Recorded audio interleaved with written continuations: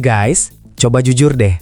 Pernah nggak sih pas lagi capek-capeknya ngerjain tugas kuliah atau lembur kerjaan, tiba-tiba kepikiran, kayaknya gua mending pindah negara aja deh.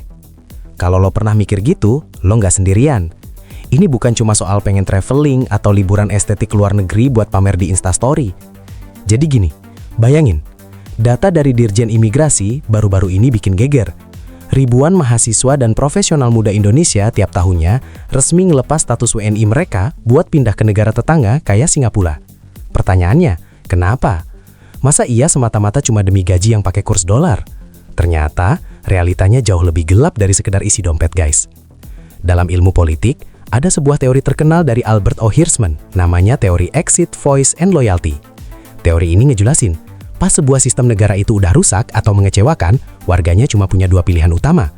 Pilihan pertama, voice alias bersuara.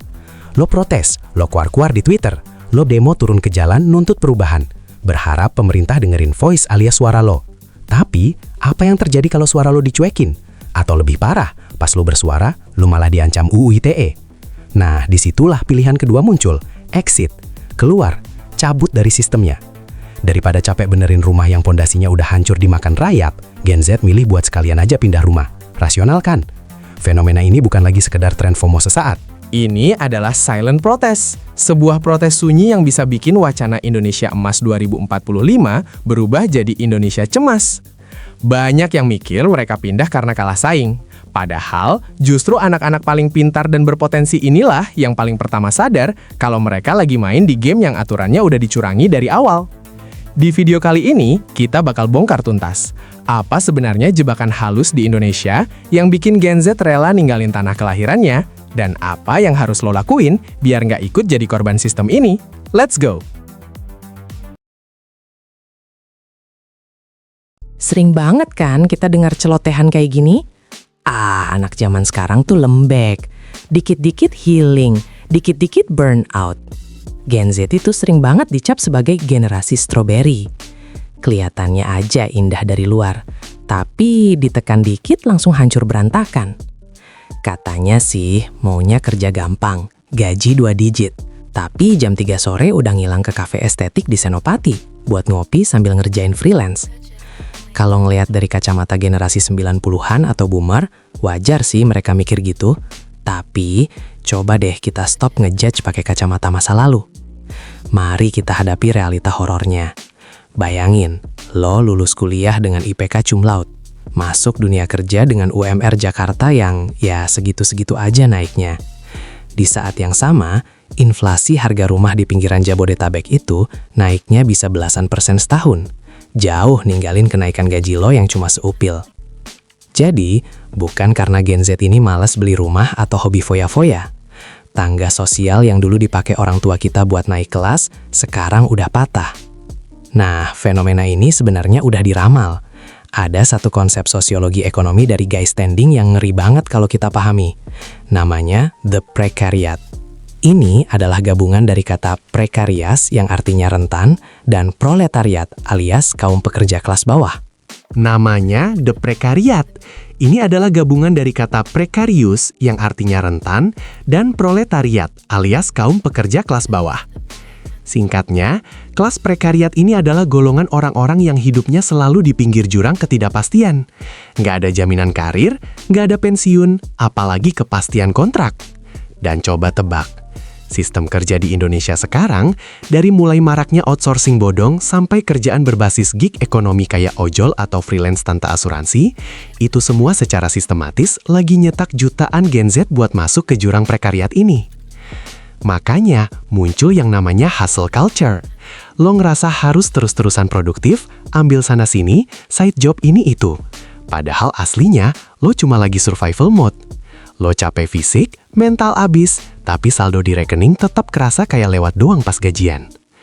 Di titik inilah, ilusi tentang kerja keras sama dengan sukses di tanah air mulai hancur lebur di kepala anak muda.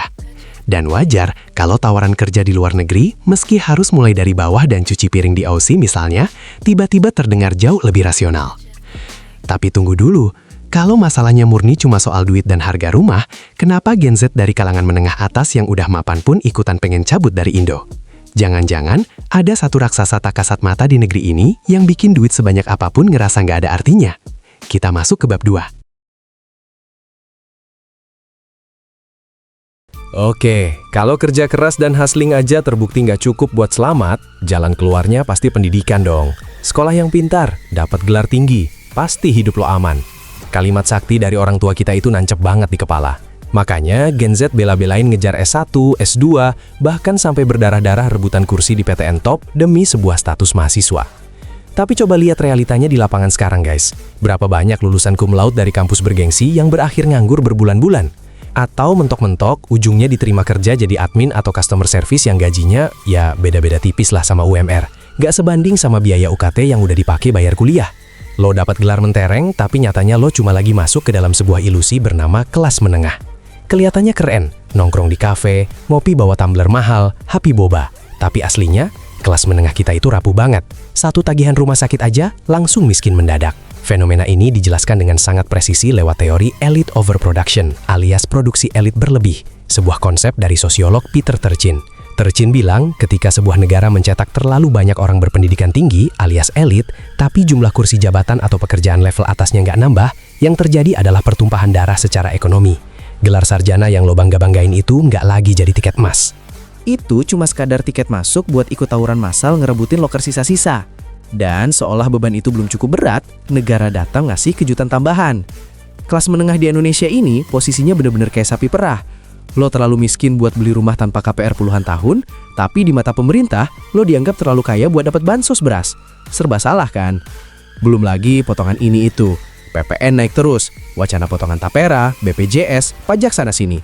Ujung-ujungnya, selip gaji cuma numpang lewat buat bayarin negara yang ya gitu deh. Makanya, Gen Z mulai pinter ngitung. Mereka mikir rasional. Kalau gua bayar pajak gede di sini tapi jalanan macet, transportasi publik hancur, dan polusi bikin gua sakit, kenapa gua nggak bayar pajak gede sekalian di negara orang, tapi gua dapat fasilitas kereta yang on time, jaminan kesehatan yang jelas, dan udara bersih? Buat banyak anak muda, cabut dari Indonesia bukan lagi soal kurangnya rasa nasionalisme. Ini murni kalkulasi matematis buat nyelamatin masa depan mereka sendiri. Kalau logikanya cuma mentok di urusan uang dan pajak, rasanya video ini udah bisa kita udahan di sini. Tapi tunggu dulu, narasi soal duit dan fasilitas itu cuma puncak gunung esnya aja. Ada satu hal busuk yang bikin muak, yang bikin duit triliunan pun gak bakal bikin mereka mau stay di sini. Sebuah rahasia umum yang secara perlahan membunuh mimpi anak muda sebelum mereka sempat mencoba. Masuk ke bab 3, matinya meritokrasi.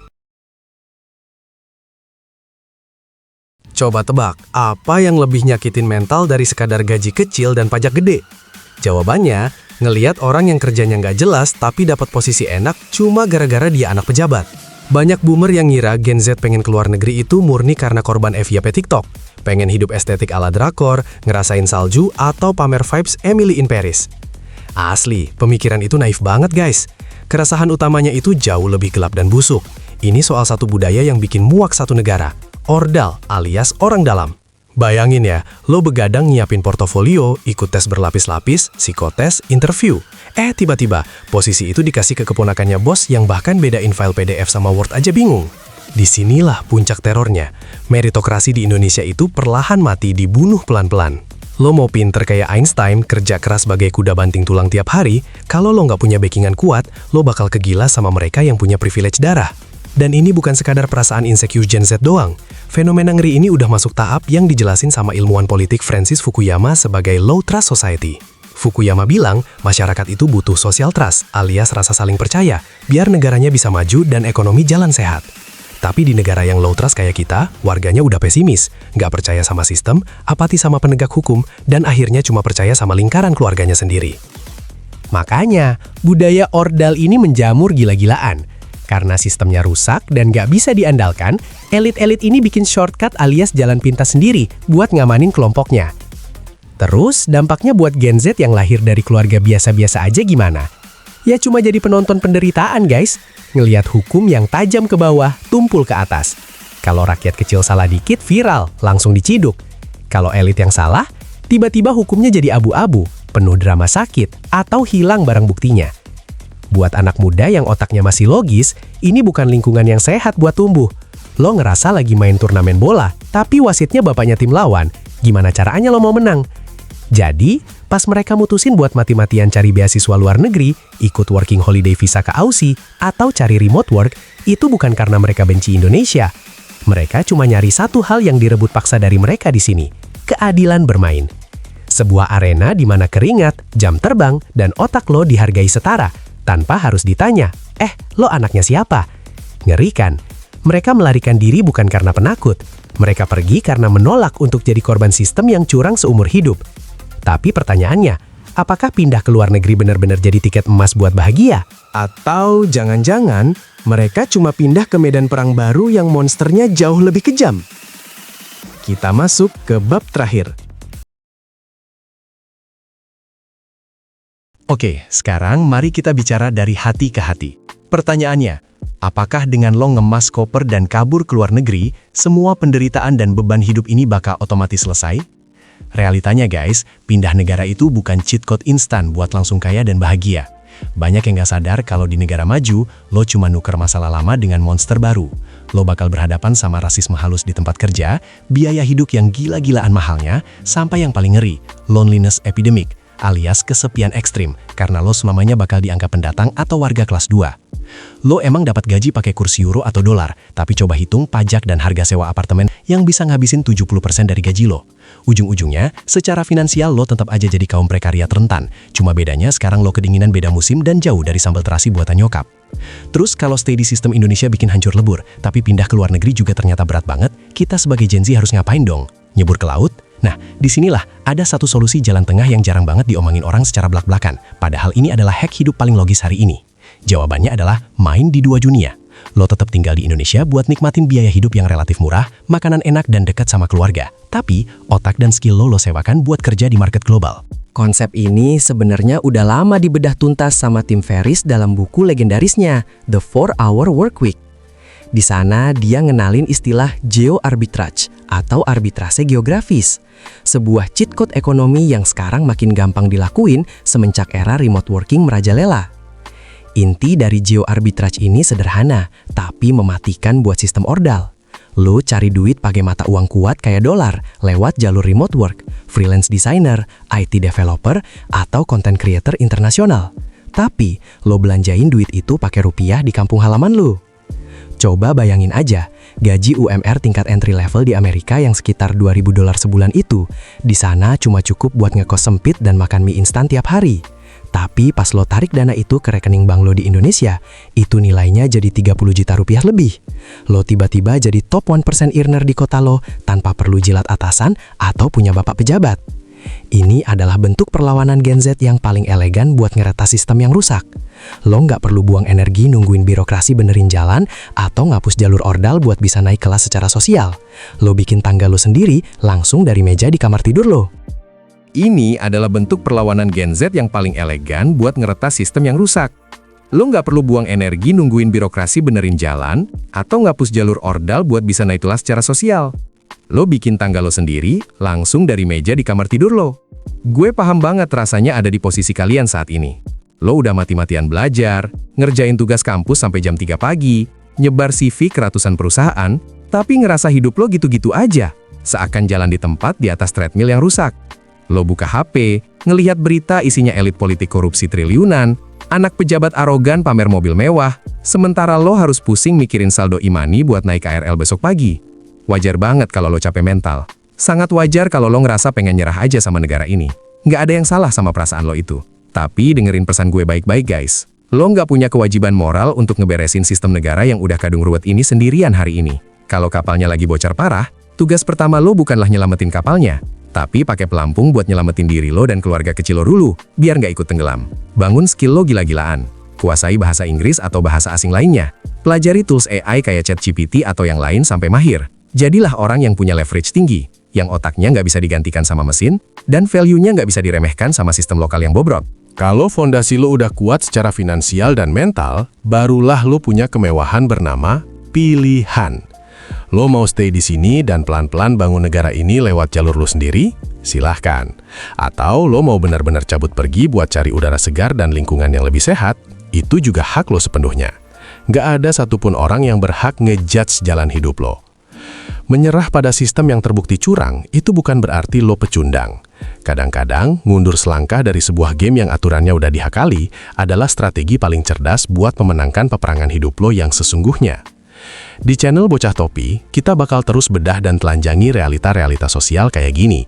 Karena gue sangat percaya, pemahaman yang benar dan pikiran yang kritis adalah senjata paling tajam buat anak muda Indonesia bisa bertahan hidup di tengah zaman yang gila ini. Kalau lo ngerasa video dokumenter ini akhirnya bisa mewakili suara lo yang selama ini cuma tertahan di dada, bantu tekan tombol like dan share video ini ke teman lo yang lagi sama-sama capek. Tulis juga di kolom komentar, apa sih hal yang paling bikin lo ngerasa burnout berjuang di sini? Mari kita ngobrol santai di bawah. Dan pastikan lo udah tekan tombol subscribe dan nyalain lonceng notifikasinya, karena kedepannya masih banyak banget ilusi di negara ini yang harus kita bongkar bareng-bareng. Gue cabut dulu, tetap waras, stay sane guys, sampai jumpa di investigasi berikutnya.